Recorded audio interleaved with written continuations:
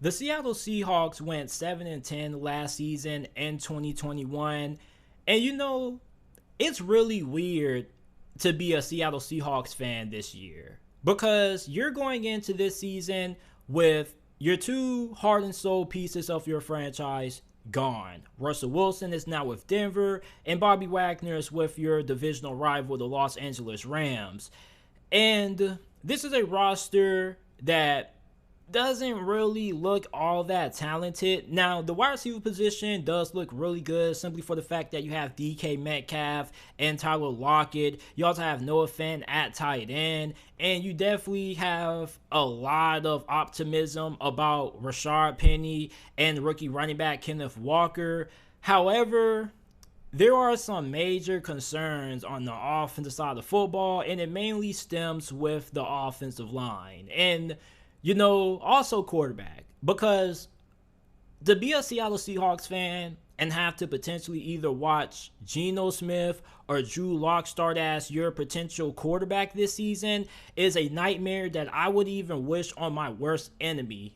And I'm not a Seahawks fan, so I feel for you guys this year. And it definitely looks like Seattle may be going in for a rebuild season and maybe potentially a tanking season so they can get one of the top quarterbacks in the 2023 NFL draft. And when you look at my best case scenario for Seattle, I have them at 7-10. And I honestly wanted to put them at 8-9 wins, but I really couldn't see it because at this point, Geno Smith and Drew Lock are probably going to have to play out of their minds for Seattle to be able to make it to the playoffs. And not only that, but the offensive line still is a huge concern as it has been for the last, 3 to 4 years. And you don't have Russell Wilson back there anymore. And Russell Wilson was able to make things shake simply for the fact that he's one of the best quarterbacks of the past decade. He's elusive. He's kind of like Houdini back there. Well, with him gone, you have Geno Smith and Drew Lock, who aren't really known for being all that mobile. So if the play breaks down, the play breaks down. So I expect Seattle to put a lot of emphasis on running the football this year. I think they're going to have a top 5 rushing attack this season. And they're probably going to want to get that run game going and then take a little bit of pressure off their quarterbacks because then it's going to allow them to open things up down the field, utilizing play action and DK Metcalf and Tyler Lockett. You also have Marquise Goodwin there. So you do have a lot of speed and some good talent in the wide receiver room. I don't know if a lot of people are still high on Dwayne Eskridge, but I'm excited to see what he does this year. But I'm excited for Kenneth Walker. And I do like Rashard Penny with Chris Carson recently retiring. I think those two players are going to be really good this year. I think Seattle's going to have a really good running back tandem this year with those two guys. But the offensive line just really concerns me, man. But when you look at the defensive side of the football, Seattle's defense is going to be really good this year, I think. And I think that this could be the best defense that Seattle has had in a very long time. I mean, their defensive line is pretty talented. If you are somebody who just likes to look at the roster on paper, nobody on this defensive line is probably going to, be a big name to you. But they definitely do have a good amount of good players there. Al Woods, Poona Ford are really good against the run. You also have Shelby Harris there coming over from Denver. Darrell Taylor could have a breakout season. At linebacker, Jordan Brooks has really started to emerge. It's taken a while, but he's now starting to come into his own. You also have Nwosu there. At cornerback, I think that's probably their biggest concern there on defense because you have Jamal Adams, Quandre Diggs at safety. That's one of the best safety tandems in the NFL. Back cornerback is where most of your problems lie. Sidney Jones is okay. Kobe Bryant, hopefully he ends up starting because as a Steeler fan, man, you don't want Artie Burns starting for you.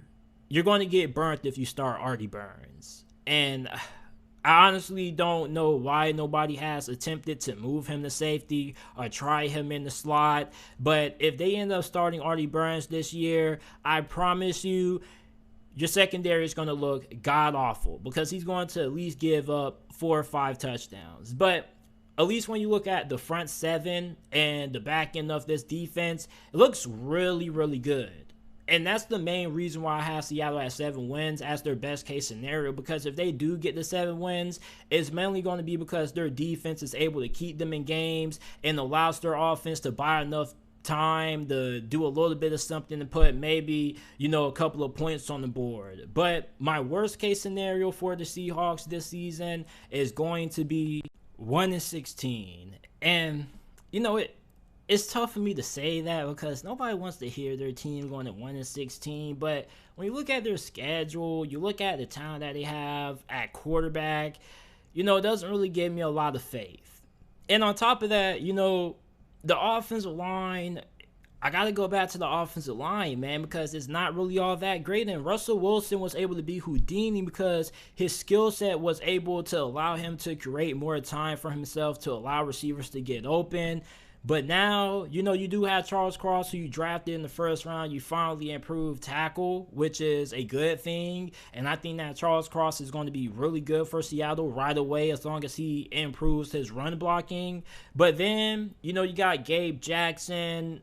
He's solid. And then after that, everybody you just look at and you kind of nod and you doze off. Damian Lewis, Jay Curhan, a lot of you guys probably don't even know who that is. Abraham Lucas is a rookie tackle that a lot of Seahawks fans are rooting for to end up starting at that other offensive tackle position, but he's still a project player at best, and many people think he'll be better served to move in the guard. So for Seattle, their offensive line, if you're a Seahawks fan, you're probably just crossing your fingers and praying that, maybe you can make something work. But then the quarterback play, I don't think they're going to be downright terrible. I just don't really think that they're going to do anything to really help Seattle win games. I think these are quarterbacks that have to be in an ideal situation where they have great offensive line play. You got great play calling. And to be quite honest with you, I don't really think Seattle's going to be getting any of that this year. And although you do have great receivers to throw the football to, it doesn't really matter if you don't have time to throw the football to them. So, I'm not really all that thrilled about Geno Smith and Drew Lock. And I'm pretty sure a lot of you Seahawks fans probably feel that same way as well. So you're probably going to disagree with the 1-16. But, looking at your schedule is I think that's really realistic. You feel me? Now, for my overall record prediction, I have them at 2-15. It's really tough because you look at Seattle's schedule, and they do have a good amount of winnable games in here. You play Atlanta, Detroit back-to-back. You got the New York Giants. Then you also get to play the New York Jets late in the season. But outside of those games, it's like, where are the other wins going to come from? And I know that upsets can happen. I know you're probably going to be like, well, we have a good record against this team and da-da-da-da-da. But at the same time, you don't got Russell Wilson even anymore. And even though this team did look somewhat competitive with Geno Smith starting and replacing Russell Wilson for a couple of games, they still struggled in the majority of those games. So I just think that Seattle is just going to be in for a down season.